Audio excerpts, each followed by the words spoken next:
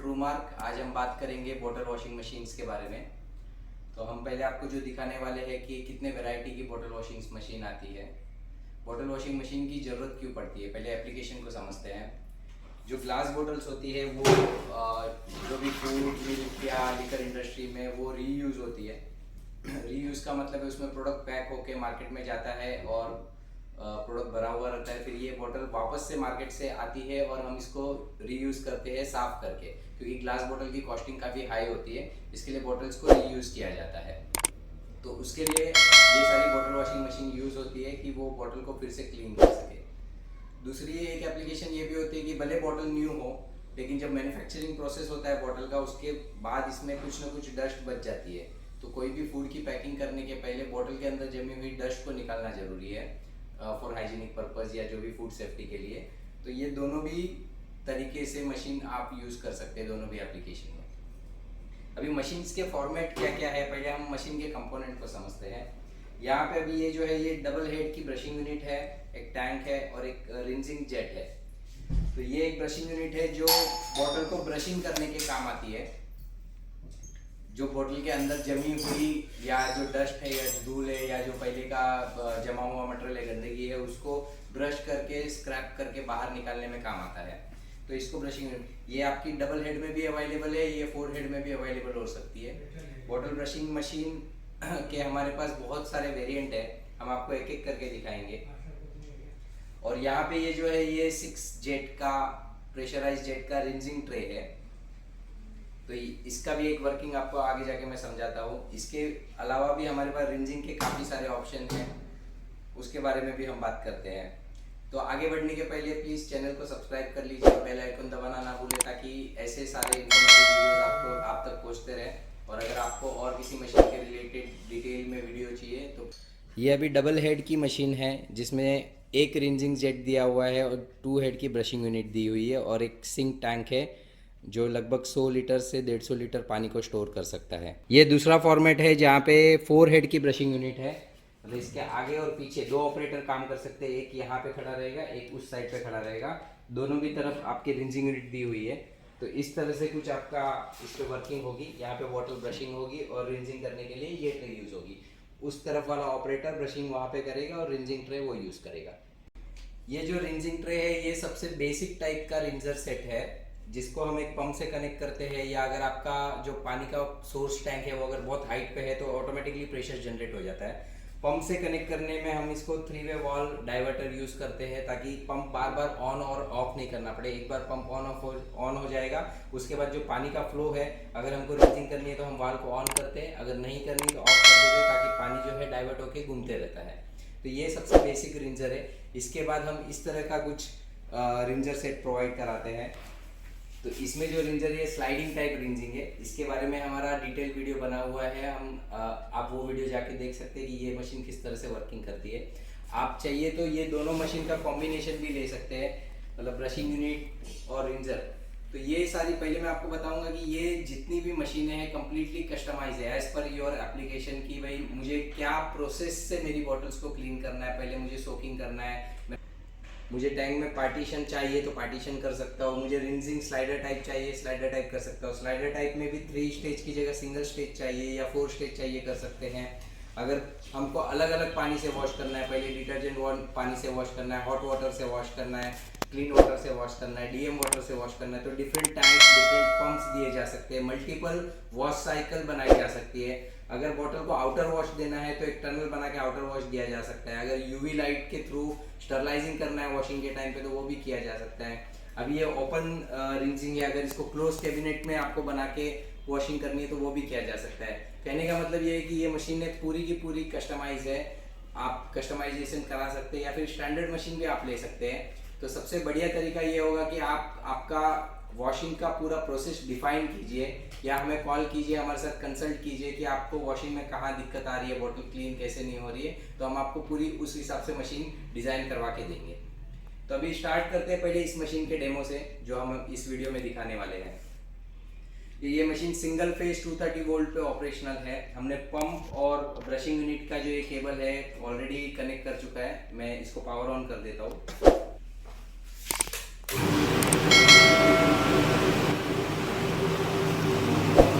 Power on होने के बाद ये ब्रशेस जो है घूमना चालू कर दिया है। यहाँ पे आपको ये लग रहा है कुछ आउट है वगैरह, बट इसमें कोई आउट जाने का संभावना नहीं है। ये हम आपको बताएंगे उस चक के बारे में मशीन बंद करने के बाद। कि पहले एक खासियत समझते कि ये सिर्फ नट बोल्ट पे नहीं है, काफ़ी सारे वेंडर नट बोल्ट पे इसको दे देते हैं। हमारा जो ये चक है इसमें 3 फिंगर होल्डर है ब्रश को, तो ये हमेशा ब्रश को सेंटर में ही रखेगा। जैसे जैसे आप इसको लूज़ करोगे इसका गैप बढ़ते जाता है, जैसे जैसे आप इसको टाइट करोगे इसका गैप सेंटर की तरफ ऐसे बंद होते जाएगा, ताकि ये आप ब्रश कैसे भी डालो, आप अगर नट बोल्ट से टाइट कर रहे हो तो ब्रश का आड़ा टेढ़ा होने का चांस है, अगर आप इससे टाइट कर रहे हो तो ये हमेशा सेंटर में ही होगा। तो इस तरह से इसको आपको खाली टाइट कर देना है।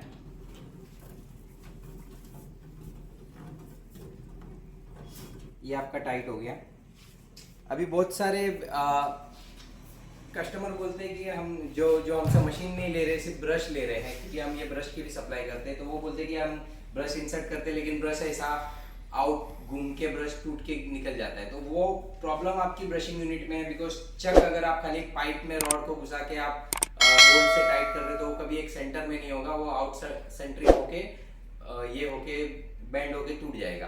तो सबसे पहले तो ये चक का स्पेशलिटी है, ये चक पूरा स्टेनलेस स्टील है। मशीन की पूरी बॉडी ही स्टेनलेस स्टील बनी हुई है, ताकि वॉशिंग एनवायरनमेंट में जो पानी का टच रहेगा वहाँ पे भी ये मशीन विथस्टैंड कर सके।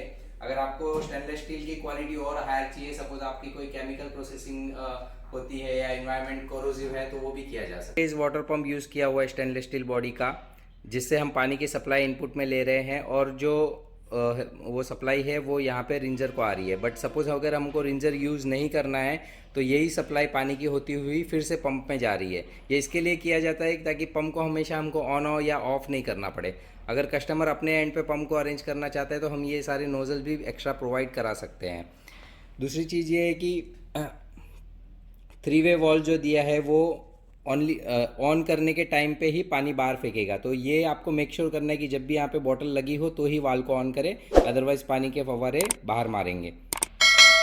तो जो भी आपकी डर्टी बॉटल्स है उसको इस तरह से आप ओवरनाइट सोक करके रख सकते हैं डिटर्जेंट वाटर में। सोकिंग के लिए आप मशीन का ये टैंक यूज़ कर सकते हैं, या फिर आपके पास कोई भी एक्स्ट्रा बकेट या ड्रम है उसमें आप सोकिंग कर सकते हैं।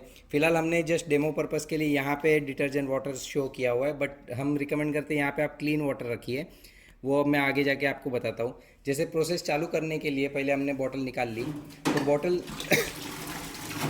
के बाहर भी काफ़ी जाग लगा रहता है, तो जहाँ पे भी आप बॉटल को सोक करके रखेंगे, सोकिंग के बाद आप एक फ्रेश वाटर का टैंक भी दीजिए। अगर आपको चाहिए तो हम टैंक में 2 पार्टीशन बना के दे सकते हैं। तो इस तरह से सोकिंग की हुई बॉटल एक बार आपने फ्रेश वाटर में डीप की, मशीन को ऑन कर दिया और इस तरह से ब्रशिंग करेंगे। ब्रशिंग करने के टाइम पे डरने की कोई ज़रूरत नहीं है। बॉटल को आप लूजली होल्ड कर सकते हैं, बॉटल को घूमने दे सकते हैं। और जैसे इंसर्ट करने में अगर आपको प्रॉब्लम आ रही है तो आप ब्रश को थोड़ा सा हाथ से सपोर्ट देके इस तरह से भी इंसर्ट कर सकते हैं। तो ये ब्रशिंग होने के बाद आप रिंसिंग पे रख सकते हैं इस तरह से। नेक्स्ट बॉटल और हम ब्रशिंग करके दिखा देते हैं। इस तरह की मशीन में ये कम्प्लीटली मैनुअल वर्क है। ब्रशिंग और रिंसिंग मल्टीपल टाइम आप रिपीट कर सकते हैं साइकिल, जब तक कि आपकी बॉटल पूरी तरह से क्लीन नहीं होती।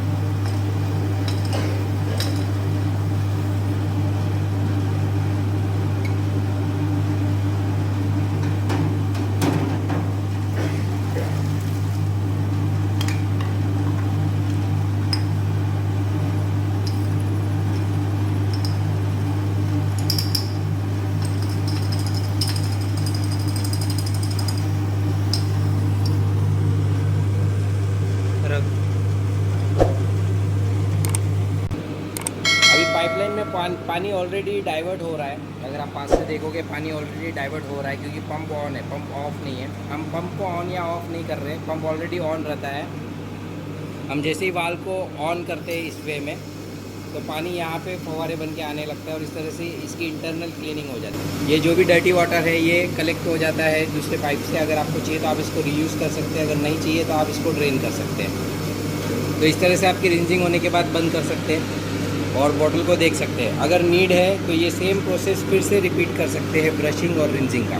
तो इस तरह से ये पूरी मशीन काम करती है। तो आपने देखा ये डबल हेड की मशीन कैसे यूज़ की जाती है। तो इसके मेन कंपोनेंट जो है, एक ब्रशिंग यूनिट है, एक रिंजिंग यूनिट है, ये स्टोरेज टैंक है। अगर आपको पूरी मशीन नहीं चाहिए, आपको खाली ब्रशिंग यूनिट चाहिए तो भी मिल जाएगी। अगर आपको सिर्फ रिंजिंग जेट चाहिए तो भी मिल जाएगा। जैसे कि मैंने पहले भी कहा कि एक सारा का सारा कंप्लीटली कस्टमाइज चीज़ है, आपको जो चीज़ जैसे चाहिए वैसे मिल सकती है। अगर पंप के साथ रिंजर चाहिए तो भी मिल जाएगा, सिर्फ रिंजिंग की ट्रे चाहिए तो भी मिल जाएगी।